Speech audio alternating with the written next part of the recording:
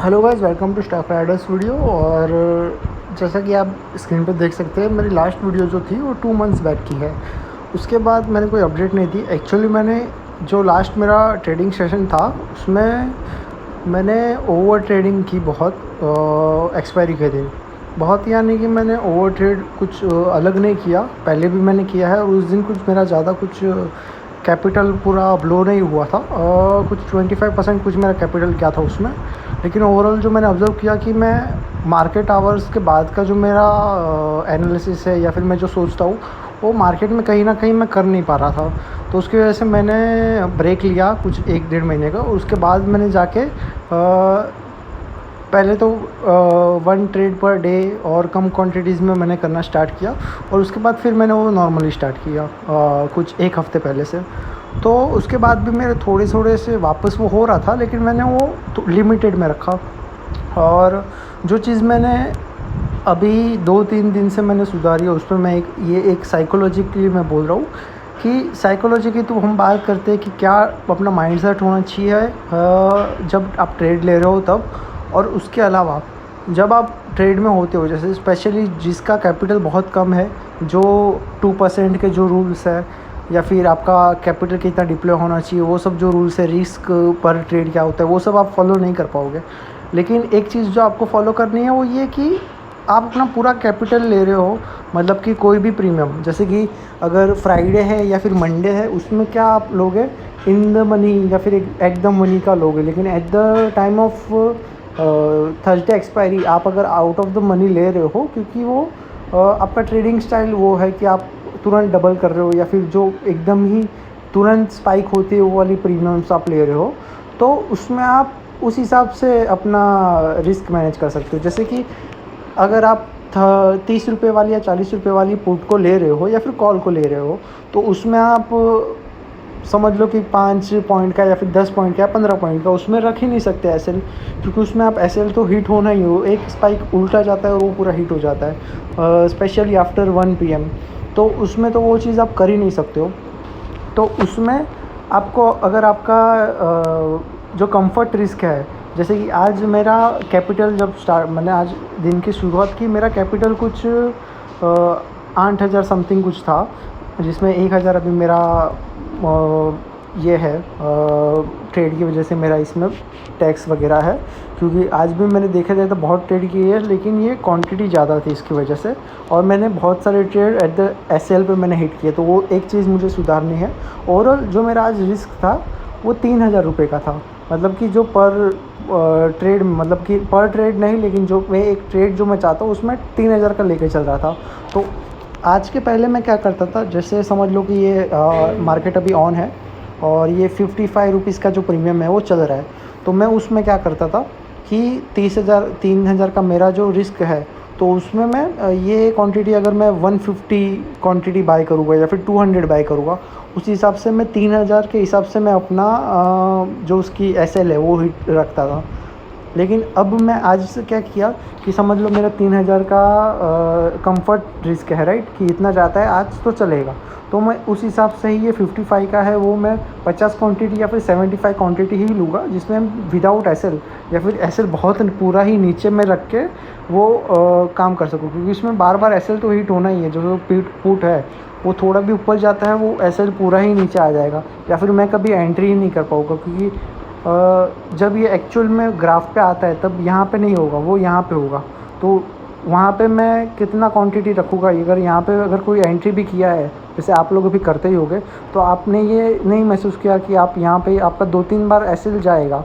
At the SL आप मतलब entry पे अपना एसएल ट्रेल करोगे और तुरंत हिट हो जाता है। वो सब चीज़ें बहुत होती है। तो यहाँ पे आप कम क्वांटिटी में रखो, लेकिन आप प्रॉपर एसएल या फिर प्रॉपर ही उसको, ये जो आउट ऑफ द मनी जो ट्रेड होती है स्पेशली एक्सपायरी को, वो विदाउट एसएल भी कर सकते हो। विदाउट एसएल मतलब ये नहीं कि आप खराब भी जाओगे आपका, लेकिन आपका ट्रेडिंग स्टाइल के मुताबिक आपको अपने जो नियम है, जो आपके रूल्स है, आपको खुद सेटअप उस तरीके से बनाने हैं।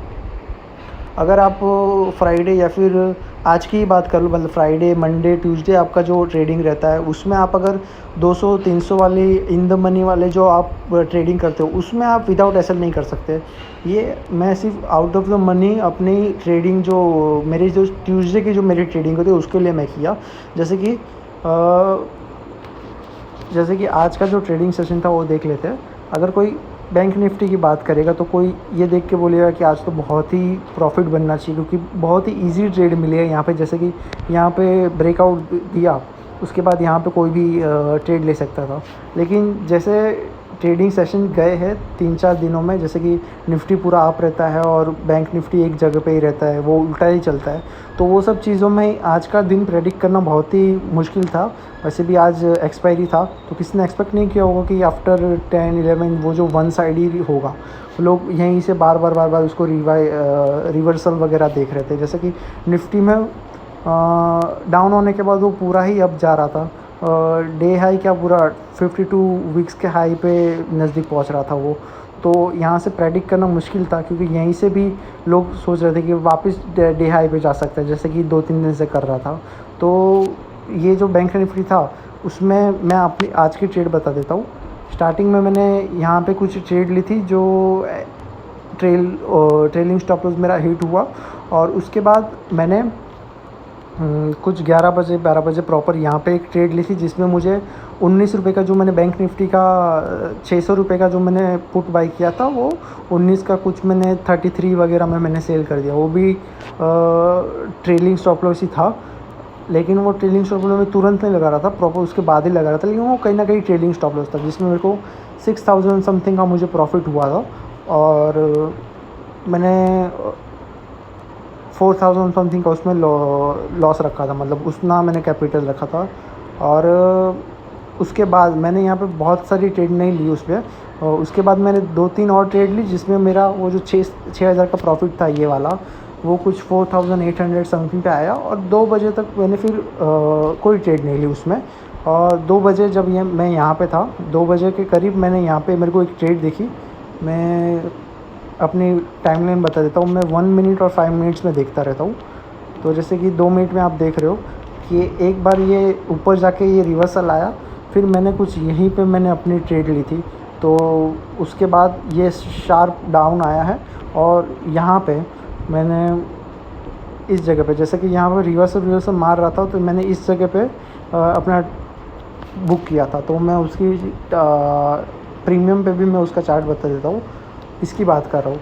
तो जब मेरे प्रॉफिट में 6000 का प्रॉफिट मुझे दिखा रहा था, ऑलमोस्ट 6000-5000 का, तो मैं बड़ी आसानी से, अगर मेरा कोई और दिन होता आज के पहले, तो मैं क्या करता, 6000 का प्रॉफिट ऑलरेडी है मेरा अकाउंट में भी, कुछ प्रॉफिट मेरे अकाउंट में भी कैपिटल था, तो मैं उस हिसाब से पूरा का पूरा 6000 का कैपिटल डाल के एट दैट टाइम ये जो प्रीमियम है वो कुछ 32 रुपीज़ पे था, 33 रुपीज़ पे था। तो मैं क्या करता, 200 या 300 क्वांटिटी ले लेता।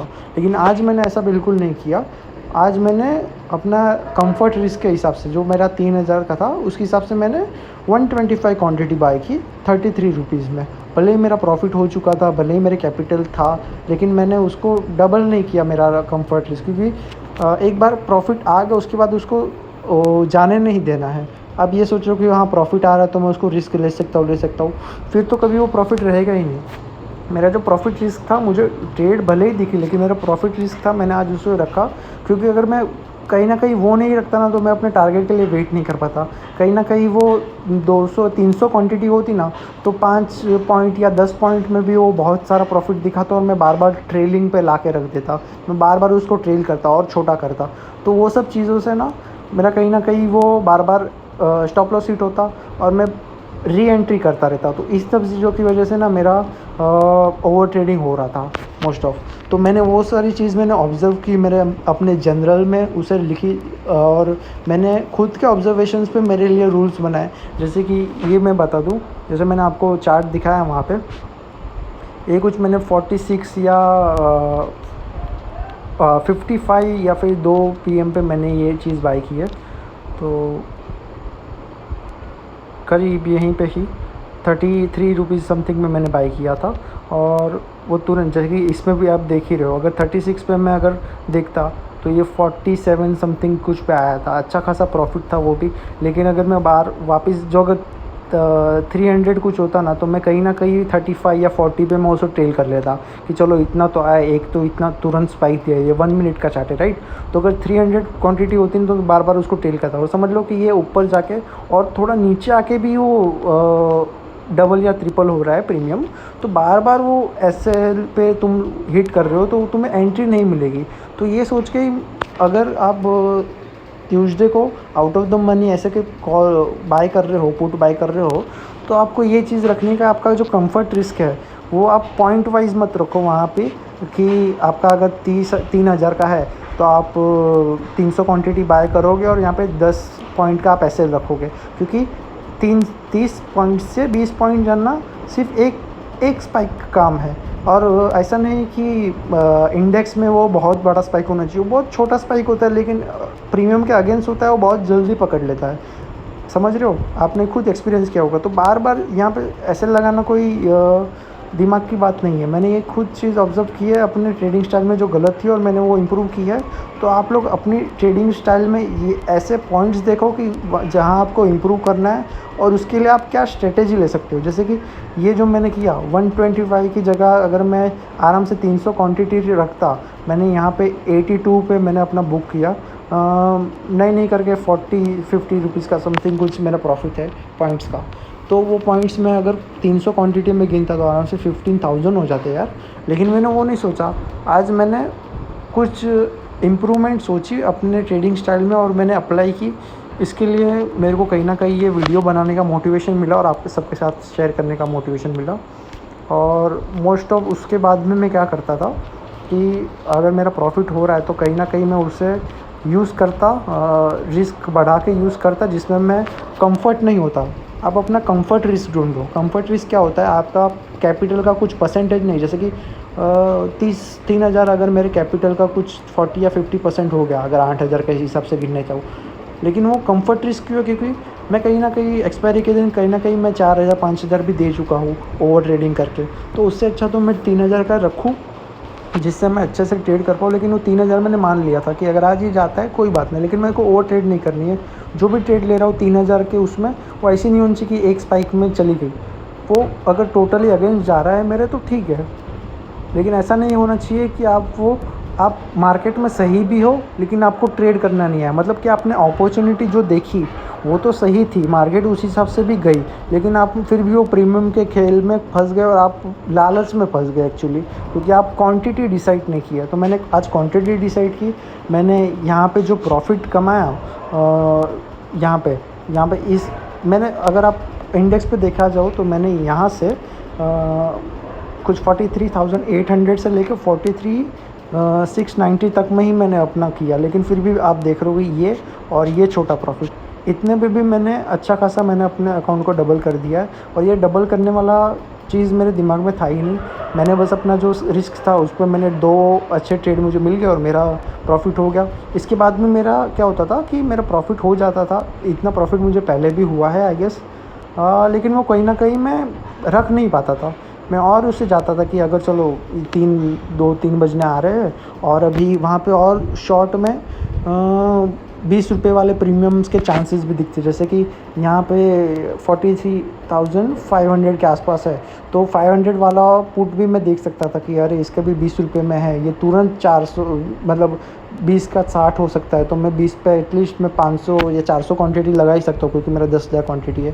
लेकिन मुझे उसका कुछ सेंस नहीं लगा क्योंकि यहाँ पे मुझे वो अपॉर्चुनिटी दिखी नहीं, क्योंकि कहीं ना कहीं यहाँ से रिवर्सल भी हो सकता था। जैसे मैंने 600 का मैंने देखा था और वो चीज़ हुई भी थी कि 12 रुपये का जो कॉल था वो तुरंत ही कुछ 30 रुपये समथिंग में गया था। लेकिन मैं वो 30 रुपये जाता, अगर मैं एंटर भी करता तो भी मैं 30 रुपये में वो बुक तो करने वाला था नहीं। बस मैं उसे ऑब्ज़र्व कर रहा था, मैंने ट्रेड नहीं लिया। और ये चीज़ मैंने 2-3 चीज़ें मैंने आज अच्छी की, जैसे कि मैंने क्वांटिटी मैंने अपने रिस्क के हिसाब से डिफ़ाइन की और मेरा जो ट्रेडिंग हो गया। जैसे कि मैं यही करना चाहता हूँ कि मैं जो ट्रेड लेता हूँ आज भी मेरे प्रॉपर ट्रेडिंग तो नहीं हुई है। जैसे कि मेरे स्टार्टिंग में 2-4 बड़े मतलब कि 2-4 बार ऐसा पॉइंट जा के मैंने ट्रेलिंग स्टॉप लॉस खाया है, वो नहीं होना चाहिए। मेरे को अपना ट्रेडिंग स्टाइल ऐसा बनाना है कि मैं 2-4 ट्रेड ही लूँ, लेकिन वो ट्रेड सोच समझ के हो, पूरी की पूरी वो ट्रेल पे बार-बार हिट ना हो, लाइक री एंट्री जो होती है वो कम से कम हो, समझ रहे हो? तो मैं वो इम्प्रूव करना चाहता हूँ, लेकिन ओवरऑल मैंने क्वांटिटी अपने हिसाब से चूज़ की जो मेरे को चाहिए थी, और आज मैं कंट्रोल ट्रेडिंग किया, तो उसकी वजह से मैं बहुत हैप्पी हूँ। तो इसकी वजह से मैं आपको साथ ये सब शेयर कर रहा हूँ कि आप भी ये इम्प्रूवमेंट कर सकते हो, आपको खुद ऑब्ज़र्व करके आपका ट्रेडिंग स्टाइल में क्या रिक्वायरमेंट है क्या नहीं। तो ये वीडियो आपके लिए क्या हेल्पफुल थी वो मुझे बताइए। और कल फ्राइडे का दिन है, कल वैसे तो मोस्टली फ्राइडे के दिन वन साइड वन डायरेक्शनल जो मूव होता है वो होता है, लेकिन कहीं ना कहीं मेरी जो ऑब्जर्वेशन मेरे ट्रेडिंग के ऊपर है, सबसे ज़्यादा जो मेरा ओवर ट्रेडिंग होता है और लॉस होता है वो फ्राइडे के दिन ही होता है, क्योंकि फ्राइडे पे प्रीमियम्स मतलब जल्दी मूव होता नहीं, मैं बार बार एंट्री करता रहता हूँ, बार बार वो एकदम ही रिवेंज ट्रेडिंग वाला जो सिस्टम होता है वो होता है। तो कहीं ना कहीं वो मुझे कल ना हो उसके लिए मुझे ध्यान रखना हो। कल मेरा सिंपल रूल है, कल मोमेंटम में मुझे जो 9 बजे के बाद 10 बजे तक में जो टाइम फ्रेम में जो मोमेंटम ट्रेडिंग होती है वो मोमेंटम में मुझे कैप्चर करना है, या फिर 1 बजे के बाद जो मुझे डायरेक्शनल मूव मिलेगा तो उसमें मुझे अपॉर्चुनिटी मिलती है तो मैं उसमें ट्रेड करूँगा। बाकी वो जो बीच में ओवर ट्रेडिंग वाला जो है वो तो मुझे करना ही नहीं है। So thank you for today. आप अपना एक्सपीरियंस मुझे बताइए, आज आपका ट्रेडिंग सेशन कैसा रहा, और ये वीडियो ओवरऑल आपके लिए हेल्पफुल था कि नहीं। Thank you so much.